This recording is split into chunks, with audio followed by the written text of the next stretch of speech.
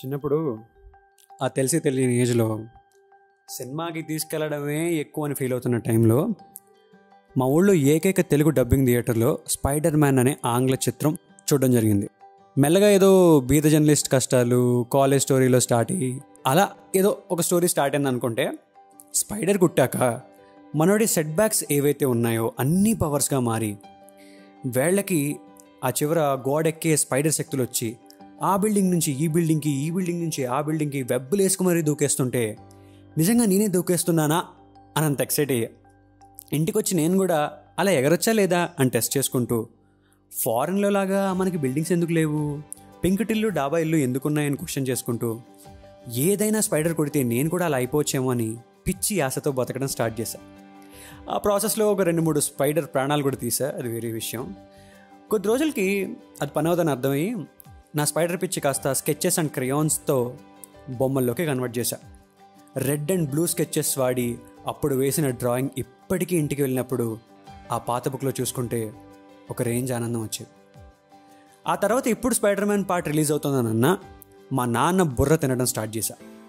2-3 పాటలు వచ్చి తర్వాత ఆగిపోయింది. నా పిచ్చికి కూడా అక్కడే పాజ్ పడిపోయింది. కట్ చేస్తే చాలా ఏళ్ల తర్వాత ఒక రీబూట్ లాగా విజయవాడ నవరంగ్ థియేటర్లో 3Dలో అమేజింగ్ స్పైడర్ మ్యాన్ అనే సినిమా చూసా. అదేంటి మా టోబీ మామని మార్చేసి వీడెవడో అనుకుంటూ వెళ్ళా. కానీ ఎమ్మా స్టోన్ పార్ట్కి ఫ్లాట్ అయ్యి మెల్ట్ అయ్యి చాలా అద్భుతమైన ఫీలింగ్తో బయటకు వచ్చా.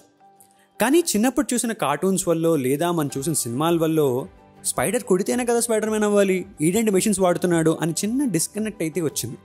ఆ తర్వాత టామ్ హాలండ్కి టోనీ మా హెల్ప్తో మొత్తం మెషిన్స్తో నేను స్పైడర్ మ్యాన్ చేస్తా అని జెన్యూన్గా చెప్పినా నాకు మాత్రం చిరాకేసింది. ఇన్ని రోజులకి నాకే కాదు, నాలాంటి చాలామంది ఫ్యాన్స్కి ఒక ఆన్సర్ ఇవ్వాలని ఫిక్స్ అయ్యారు అనుకుంటా. నో వే హోమ్ అని ఫిక్స్ చేశారు. ఈరోజు మార్నింగ్ సినిమాకి వెళ్ళినప్పుడు మీలాగే నేను కూడా చాలా ఎక్స్పెక్టేషన్స్తో సినిమాకి వెళ్ళాను. ఎందుకో తెలీదు, సినిమా స్టార్ట్ అయిన 5 minutesకే నాకెందుకో ఆ పాత స్పైడర్ మ్యాన్ వైబ్స్ అన్నీ అలా కనిపించాయి మాస్టరు. ఇంకా ఆ తర్వాత ప్రతి 10 minutesకి నేనే కాదు థియేటర్ అంతా అరుస్తూనే ఉంది భయ్యా. అప్పుడెప్పుడు చూసిన విలన్స్ని మళ్ళీ ఆన్ స్క్రీన్ చూస్తుంటే ఏదో పాత రిలేటివ్స్ని చూస్తున్నట్టు, వాళ్ళు మోస్ట్ ఫేమస్ డైలాగ్స్ని రీకాల్ చేస్తుంటే అట్ స్పైడీ మామా మాస్ అని థియేటర్ అంతా ఒక్కటే వైబ్ ఫీల్ అవుతూ, ఆ ఇంటర్వెల్ బ్రేక్లో వాష్రూమ్లో ఒక్కొక్కడు రే స్పైడర్ రెడ్డి, రే స్పైడర్ రెడ్డి అని ఒకళ్ళొకళ్ళు పిలుస్తూ ఉంటే ఒక తెలుగు సినిమా పెద్ద హీరో మూవీ మార్నింగ్ షోకి వెళ్ళి చూస్తున్న ఫీల్ ఉంది.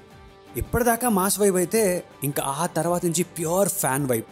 అంటే స్పాయిలర్స్ కూడా చెప్పేస్తున్నాం.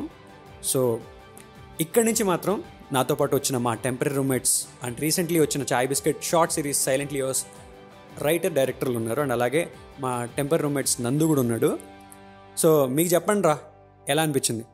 నువ్వు చెప్పు, అసలు నీకు ఎట్లా అనిపించింది ఈ సినిమా చూసాక? సో మనం చిన్నప్పటి నుంచి మనకు తెలిసిన ఏకైక ఫస్ట్ తెలిసిన సూపర్ హీరో స్పైడర్ మ్యానే కదా. అంటే లైక్ అండ్ మనకి ఈజీగా అర్థమైన హీరో కూడా, అందుకే నచ్చుతాడేమో మనకి. అంటే ఒక స్పైడర్ కొడితే స్పైడర్ మ్యాన్ అయిపోయాడు, వెబ్ వచ్చేస్తుంది బాడీలో నుంచి అని చెప్పి. సో మనకి చిన్నప్పటి నుంచి దాని క్రేజ్ ఎక్కువ ఉంది. అండ్ ఆల్సో కొంచెం పెద్ద అయ్యాక ఆండ్రూ గార్ఫీల్డ్ స్పైడర్ మ్యాన్ కూడా చూసాం కదా ఒక కైండ్ ఆఫ్ ఫేజ్లో, అది నచ్చింది. అండ్ దాని తర్వాత ఎంసీయూ క్రేజ్ వల్ల ఎంసీయూలో అన్ని హిట్ అవ్వడంతో మనం టామ్ హాలండ్ స్పైడర్ మ్యాన్ కూడా చూసాం. సో వాళ్ళందరినీ కలిపి ఇంకొక సినిమాలో చూసే అవకాశం రావడం అసలు అనుకోవడమే ఇట్స్ లైక్ అ డ్రీమ్ కదా. అండ్ నేను ఈవెన్ లైక్ సినిమా ఈరోజు చూస్తున్నప్పుడు కూడా I felt like it's a dream only, dream come true కూడా కాదు, డ్రీమే స్టిల్. ఎందుకంటే అసలు వాళ్ళ ముగ్గురు అంటే వాళ్ళు ఎన్ని ఇంటర్వ్యూస్లో కూడా, ఈ సినిమా రిలీజ్ అవ్వక ముందు ఇంటర్వ్యూస్లో కూడా ఆండ్రూ గార్ఫీల్డ్ కానీ ఆయన టోబీ మెగ్వైర్ కానీ డెనీ చేస్తూనే ఉన్నారు ఈ రూమర్స్ అన్నిటిని, మేము లేమని. సో ఐ థాట్ మేబీ ఉండరేమో కూడా, మేబీ ఇంత ఎలా రిస్క్ చేస్తారో అంతంత రెమ్యూనరేషన్లు ఇచ్చి ఇంత అంబిషియస్ అవ్వరేమో అనుకున్నా. కానీ అమ్మ అసలు సినిమా చూసిన తర్వాత లైక్ అంటే వాళ్ళ ముగ్గురిని ఒక స్క్రీన్ మీద చూసి వాళ్ళ ముగ్గురు మళ్ళీ మనకున్న చిన్న చిన్న డౌట్స్ అన్నీ వాళ్ళు మాట్లాడుకుంటూ ఉంటే మనం ఒకవేళ సినిమా చూసిన తర్వాత మనం జోకులు వేసుకుంటాం కదా, అరే ఈ స్పైడర్ మ్యాన్ ఆ స్పైడర్ మ్యాన్తో ఈ డౌట్ అడుగుంటే బాగుండేది, నీకు వెబ్ ఎలా వస్తుంది చేతిలో నుంచి, నాకు ఇట్లా మెషిన్లో నుంచి అయితే నేను చేసుకున్నా అని. సో అవన్నీ కూడా వాళ్ళు డైలాగ్స్లో పెట్టడం, అవన్నీ వాళ్ళు అట్లా ఫన్ చేసుకోవడం, ఇట్ వాజ్ లైక్ అంటే నేను పెద్ద హాలీవుడ్ ఫ్యాన్ కాదు, but I can literally imagine like హాలీవుడ్లో కానీ యూఎస్లో కానీ ఉన్న కామిక్ బుక్స్ చదువుతూ పెరుగుతారు కదా చిన్నప్పటి నుంచి, వాళ్ళకి ఇంకెంత పిచ్చెక్కిపోయి ఉంటారు అసలు ముగ్గురు స్పైడర్ మ్యాన్స్ని ఆన్ స్క్రీన్ చూసి, చిన్నప్పుడు స్పైడర్ మ్యాన్ని, మధ్యలో Andrew Garfield spider man. So I can literally imagine their excitement అనమాట. చూడాలి ఇంకా నెక్స్ట్ మార్వెల్ ఇంతకన్నా హై ఏం చేస్తారా అన్నది. సో అది అంటే మనకి మామూలుగానే తెలుగు సినిమా ఫ్యాన్స్ గా బాలకృష్ణ గారు, జూనియర్ ఎన్టీఆర్ గారు ఒక ఫ్రేమ్ లో కనిపిస్తే బాగుంటుంది, ఒక ఎక్సైట్మెంట్ గా మనం తుల్లి పడిపోతున్నాం. కానీ ఇక్కడ హాలీవుడ్ సూపర్ హీరోలు అందరు కలిసి ఒక ఫ్రేమ్ లో కనిపిస్తున్నట్టు ఎంత హై వస్తుందని ఈ రోజే చాలా గట్టిగా అనిపించింది అనమాట నాకు. అండ్ అలాగే సైలెంట్లీ యువర్స్ అంటూ కూర్చున్న అభిరామ్ త్రిపుర, నేను నీకేమనిపించింది cinema? So normally Spider Man అనే క్యారెక్టరే చిన్నప్పటి నుంచి కూడా ఒక ఫ్రెండ్లీ నైబర్హుడ్ సూపర్ హీరో అని చెప్పి అది ఆల్రెడీ ఒక పాప్ కల్చర్ ఫినామినల్లా ఉంటుంది అక్కడి నుంచి మన దగ్గర కంపేర్ చేసుకుంటే. సో దాంట్లో ఎన్ని చేయాలో అన్నీ చేస్తారు.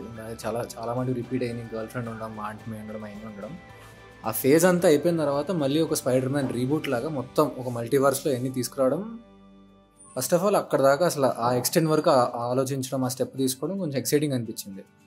సో ఒక ఓవర్ ది టాప్ యాక్షన్ ఉంటుంది, ఎన్ని ఉంటుందని తెలిసి ఒక సినిమా చూస్తున్నప్పుడు ఈ ఎండ్లో కూడా అంటే లైక్ ఇంత ఉన్నప్పుడు కూడా సినిమా కోర్ కాన్సెప్ట్ ఏంట్రా అంటే ఒక స్పైడర్ మ్యాన్ తాలూకు వీక్నెస్ వాడు ఎంపతి. వాడు ఒక విలన్ని కూడా వాడు ఒక నార్మల్గా చేయాలనుకోవడం, నార్మల్గా ఉండాలనుకోవడం. అంటే అంటారు కదా ఎక్కడికి వెళ్ళినా సరే రూట్స్ ఇంపార్టెంట్ అన్నట్టు. సో ఒక స్పైడర్ మ్యాన్కి కూడా అదొక వీక్నెస్, దాంతో స్టోరీ డ్రైవ్ చేయడం అనేది నాకు మార్వెల్ వాళ్ళకి కొంచెం అంటే నాకైతే అనిపిస్తుంది అంటే కురతనం పోలేదు. కానీ అదే కదా బ్యూటీ కురతనంలో. హీరో విలన్ గాళ్ళు ఉన్నా సరే విలన్ గాళ్ళు కూడా నేను చంపేయకుండా ఏమన్నా అట్లా చేసి వాడిని అట్లా చేద్దాం అనుకుంటున్నా అనేదే కదా. ఎట్లా అని చెప్తూ స్పాయిలర్స్ అందుకని ఎట్లా అని నేను చెప్పను, అట్లా అని అంట. సో అది నీ పర్టికులర్ హై మూమెంట్స్ చెప్పు. అంటే థియేటర్ ఎక్స్పీరియన్స్ చూసినప్పుడు అందరూ ఒక ఆరాలకి వైబ్ అయిన మూమెంట్స్ కానీ నువ్వు పర్టికులర్గా ఎంజాయ్ చేసిన మూమెంట్స్ కానీ చెప్తే స్పాయిలర్ అవుతుంది. బట్ ఓకే, యా అందరు చెప్పినట్టు ముగ్గురు స్పైడర్ మ్యాన్ ఒక ఫ్రేమ్లో చూస్తే ఎవరికైనా అదొక హై ఉంటుంది. చిన్న దాంట్లో చూసినా పెద్ద స్క్రీన్లో చూసినా సరే వాళ్ళ దాంట్లో ఉన్నప్పుడు మనం ముందు సినిమాలో చూసిన కొన్ని సీన్స్ వాళ్ళు మాట్లాడుకోవడం, మనం బయట మాట్లాడుకునే చిన్న చిన్న రెఫరెన్స్లు కానీ అవి కానీ వాళ్ళు చేయడం మాట్లాడడం అంటే నాకు అది మంచిగా అనిపించింది. ప్యూర్ ఫ్యాన్ డిస్కషన్ లాగా వాళ్ళు ముగ్గురు మాట్లాడుకుంటే ఎట్లుంటుంది అంటే మనం ఒక ఆడియన్లో కాకుండా మనం ఒక సినిమా అయిపోయిన తర్వాత ఎట్లా చూస్తాం అదొక యాక్చువల్ వరల్డ్ అవుతున్నట్టు ఉంది. బట్ ఇట్స్ కంప్లీట్లీ ఫిక్షనల్ కాబట్టి సో అది మంచిగా అనిపించింది. చిన్నప్పటి నుంచి స్పైడర్ మ్యాన్ చూసిన వ్యూవర్ గా ఆడియన్స్ గా నీ ఎమోషనల్ యాంగిల్ ఏంటి with respect to this film?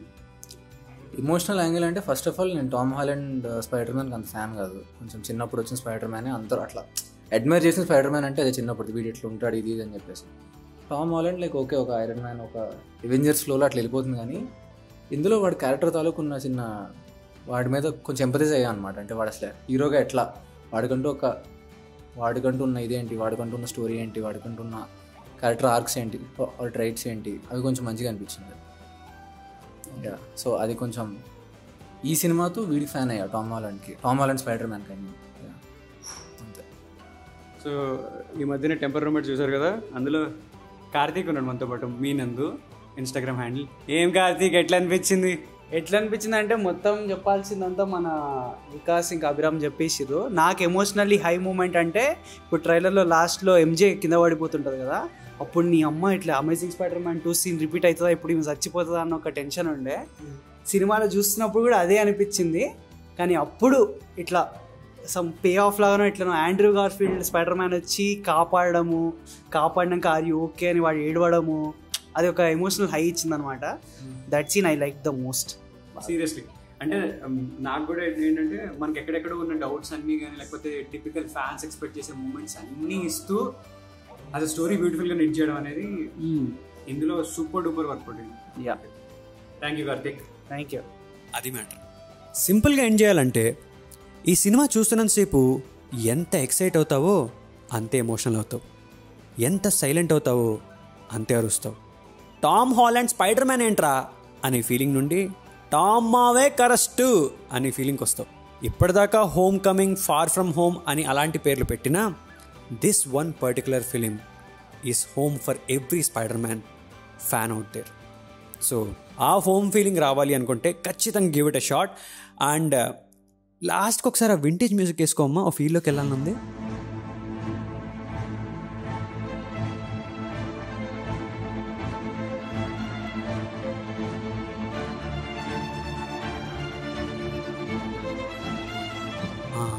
Right. So Chai biscuit స్టోరీస్ని ఫాలో అవుతూ ఉండండి, డాబా కథలు వింటూ ఉండండి. నా ఇన్స్టా హ్యాండిల్ అరే అవి #డాబా కథలు. మళ్ళీ మొదలు.